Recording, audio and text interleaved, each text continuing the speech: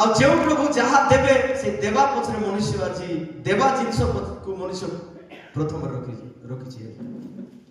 ପ୍ରଭୁ କାହାକୁ ଯଥେଷ୍ଟ ଜ୍ଞାନ ଦେଲେ ସେ ଜ୍ଞାନକୁ ସେ ପ୍ରଥମ ସ୍ଥାନ ଦେଇଛି। ପ୍ରଭୁ କାହାକୁ ସୁନ୍ଦର ଚେହେରା ଦେଲେ ସେ ସୁନ୍ଦର ଚେହେରାକୁ ପ୍ରଥମ ସ୍ଥାନ ରଖିଛି।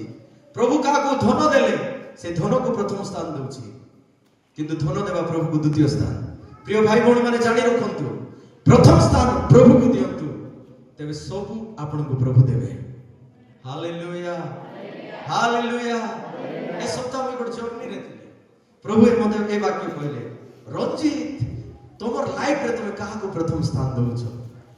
ତମର ଲାଇଫରେ ତମେ କାହାକୁ ପ୍ରାଧାନ୍ୟତା ଦଉଛ? ଫାଷ୍ଟ ତମର ପ୍ରାଧାନ୍ୟତା କିଏ? ସେତେବେଳେ ମୁଁ ଶୂନ୍ୟ ହେଇଗଲି, ମୁଁ ଟିକେ ନିଃଶବ୍ଦ ହେଇଗଲି।